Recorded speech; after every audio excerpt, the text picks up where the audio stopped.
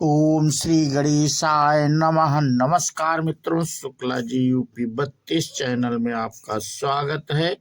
मित्रों, आज इस वीडियो के माध्यम से हम बात करेंगे जगन्नाथ मंदिर का पौराणिक इतिहास एवं कथा।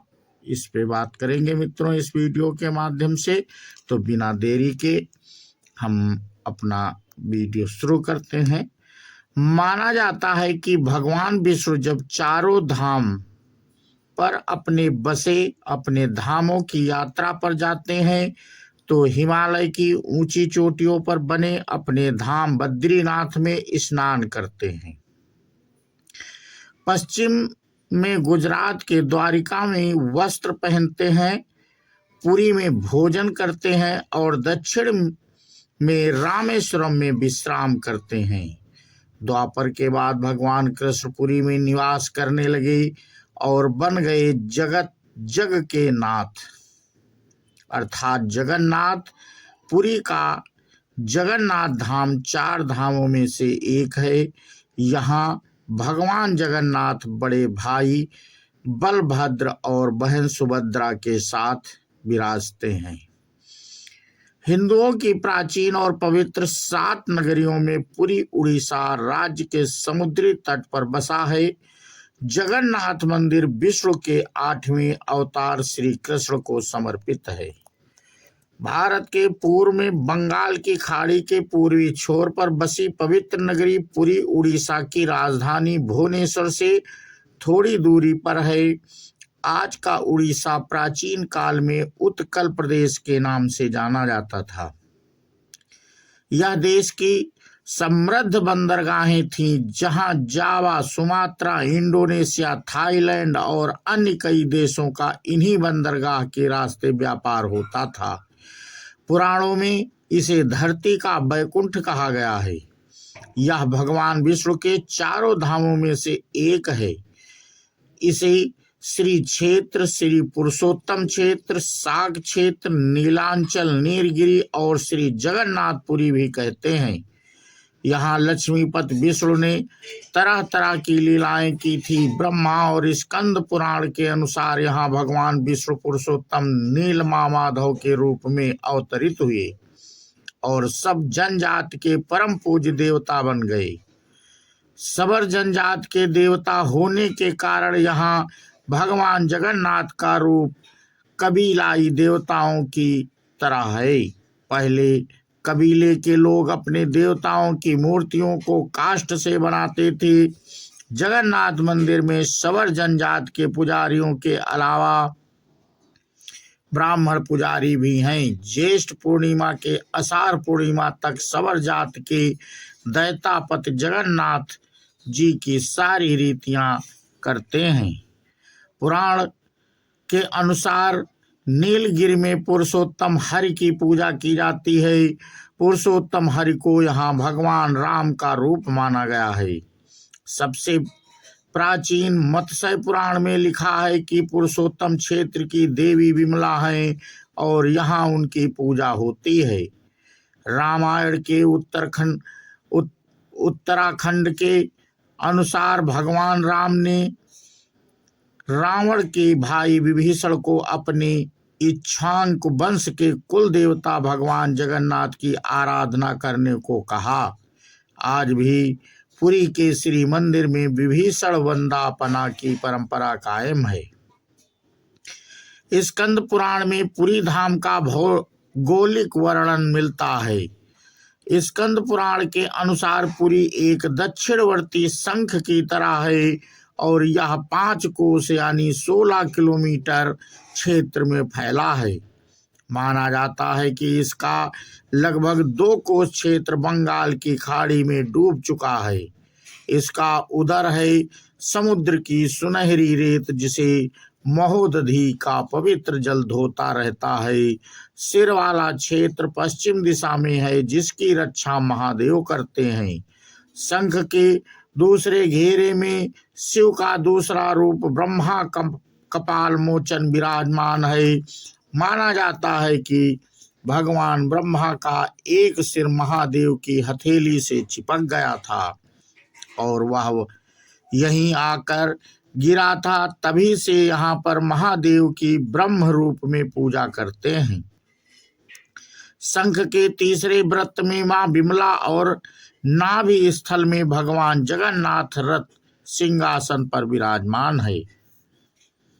मंदिर का इतिहास इस प्रकार का सबसे पहला प्रमाण महाभारत के वन पर्व में मिलता है। कहा जाता है कि सबसे पहले सबर आदिवासी विश्ववसु के नील माधव के रूप में इनकी पूजा की थी। आज भी पुरी के मंदिरों में कई सेवक हैं जिन्हें दैतापत के नाम से जाना जाता है। राजा इंद्रयुम्न मालवा का राजा था, जिनके पिता का नाम भारत और माता सुमति था। राजा इंद्रदयुम्न को सपने में हुए जगन्नाथ के दर्शन कई ग्रंथों में राजा इंद्रदयुम्न और उनके यज्ञ के बारे में विस्तार से लिखा है। उन्होंने यहाँ कई विशाल यज्ञ किए हैं और एक सरोवर बनवाया।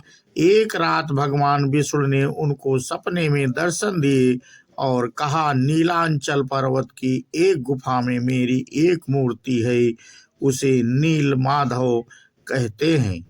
तुम एक मंदिर बनवाकर उसमें मेरी यह मूर्ति स्थापित कर दो। राजा ने अपने सेवकों को नीलांचल पर्वत की खोज में भेजा। उसमें से एक था ब्राह्मण विद्यापति। विद्यापति ने सुन रखा था कि सबर कबीले के लोग नील माधव की पूजा करते हैं और उन्होंने अपने देवता की इस मूर्ति को नीलांचल पर्वत की गुफा में छुपा रखा है। वह यह भी जानता था कि सबर कबीले का मुखिया विश्ववसु नील माधव का उपासक है और उसी ने मूर्ति को गुफा में छुपा रखा है। चतुर विद्यापति ने मुखिया की बेटी से विवाह कर लिया। आखिर में वह अपनी पत्नी के जरिए नील माधव की गुफा तक पहुंचने में सफल हो गया और उसने मूर्ति चुरा ली और राजा को लाकर दे दी। विश्ववसु अपने आराध्य देव की मूर्ति चोरी होने से बहुत दुखी हुआ। अपने भक्त के दुख से भगवान भी दुखी हो गए। भगवान गुफा में लौट गए, लेकिन साथ ही राज इंद्रदयुम्न से वादा किया कि वो एक दिन उनके पास जरूर लौटेंगे, बशर्ते कि वो एक दिन उनके लिए विशाल मंदिर बनवा दें। राजा ने मंदिर बनवा दिया और भगवान विष्णु से मंदिर में विराजमान होने के लिए कहा। भगवान ने कहा कि तुम मेरी मूर्ति बनाने के लिए समुद्र में तैर रहा पेड़ का बड़ा टुकड़ा उठा कर लाओ, जो द्वारिका से समुद्र में तैर कर पुरी आ रहा है। राजा के सेवकों ने उस पेड़ के टुकड़े को तो ढूंढ लिया, लेकिन सब लोग मिलकर भी उस पेड़ को नहीं उठा पाए। तब राजा को समझ आ गया कि नील माधव के अनन्य भक्त सबर कबीले के मुखिया विश्ववसु की ही सहायता लेना पड़ेगा। तब उस वक्त हैरान रह गए जब विश्ववसु भारी भरकम लकड़ी को उठाकर मंदिर तक ले आए। अब बारी थी लकड़ी से भगवान की मूर्ति गढ़ने की। राजा के कारीगरों ने लाख कोशिश कर ली, लेकिन कोई भी लकड़ी में एक छेनी तक भी नहीं लगा सका। तब तीनों लोग के कुशल कारीगर भगवान विश्वकर्मा एक बूढ़े व्यक्ति का रूप धर कर आए। उन्होंने राजा को कहा कि वे नील माधव मूर्ति बना कर सकते हैं, लेकिन साथ ही उन्होंने अपनी शर्त भी रखी कि वे 21 दिन में मूर्ति बनाएंगे और अकेले में बनाएंगे। कोई उनको बनाते हुए नहीं देख सकता। उनकी शर्त मान ली गई। लोगों को आरी छेनी हथौड़ी की आवाजें आती रहीं।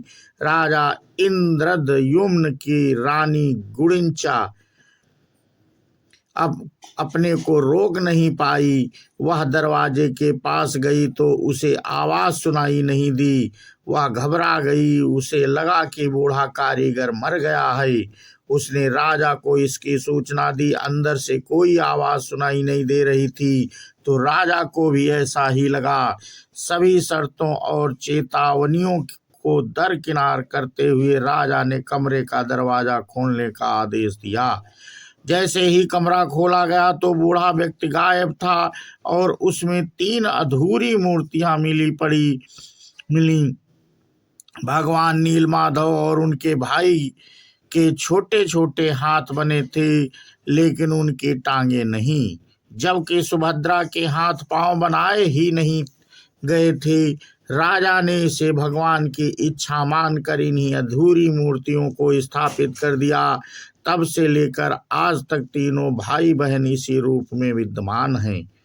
तो मित्रों, आज इस वीडियो के माध्यम से हम उड़ीसा के जगन्नाथपुरी मंदिर के बारे में जानकारी दे रहे थे, और ये जानकारी आपको कैसी लगी हमें कमेंट करके अवश्य बताएं। इसी के साथ हम अपना वीडियो समाप्त करते हैं। मित्रों, बोलो जगन्नाथ भगवान की जय हो। जय हिंद, जय भारत, वंदे मातरम।